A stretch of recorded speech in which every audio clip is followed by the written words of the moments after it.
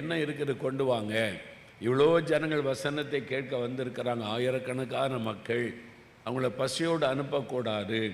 5 அப்பம் 2 மீன் தான் இருக்குது ஆண்டவரே, கொண்டு வாங்க. அவங்கள்ட்ட இருக்கிறத என் கையில் கொடுங்க. இயேசுவின் கையில் கொடுத்தாங்க. எல்லாரும் பந்தி இருக்க பண்ணுங்க. ஆண்டவர் அதை ஆசீர்வதித்து பெருக பண்ணினார்.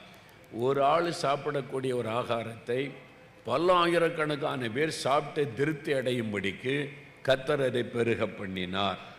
அதே மத்தேயு 15ஆம் அதிகாரம் 34ஆம் வசனத்தில் அவங்க சொன்னாங்க, ஒரு 7 அப்பமும் கொஞ்சம் மீன் தான் இருக்கிற ஆண்டவரேன்னு சொன்னாங்க. அது கொண்டு வாங்க. 4000 பேர், புருஷர்கள் மாத்திரம் 4000, பெண்கள் குழந்தைகள்லாம் சேர்த்தா அது ஒரு 15000 பேருக்கு மேலே இருந்திருப்பாங்க. கர்த்தர் பெருக பண்ணுகிறார். ஆண்டவர் பெருக பண்ணுகிற தேவன். 1 ராஜாக்கள் 17ஆம் அதிகாரத்தில் சாரிபாத்த விதவை வீட்டுக்கு எலியாவை கர்த்தர் அனுப்புகிறார். கொடிதான ஒரு பஞ்சம், அங்கே சாப்பிடக்கூட வழி இல்லாத சூழ்நிலை. ஒன்று அறிந்து கொள்ளுங்க, இனி உலகம் தழுவின ஒரு பஞ்சம் வரப்போகிறார். எப்படி உலகம் தழுவின கொள்ளை நோய் வந்ததோ அதே மாதிரி அங்கொன்று இங்கொன்று பஞ்சம் காணப்பட்டாலும் மிகப்பெரிய பஞ்சம் இந்தியாவிலும் வரப்போகிறது. மக்கள் உணவுக்காக கையேந்துகிற நிலைமை வரப்போகிறது. இது எழுப்புதலுக்கான ஒரு ஆயத்தம்.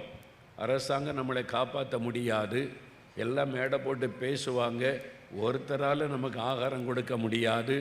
நம்மை சிருஷ்டித்த தேவன்தான் என்று அவரை நோக்கி பார்க்கிற பஞ்சம் வரப்போகிறது.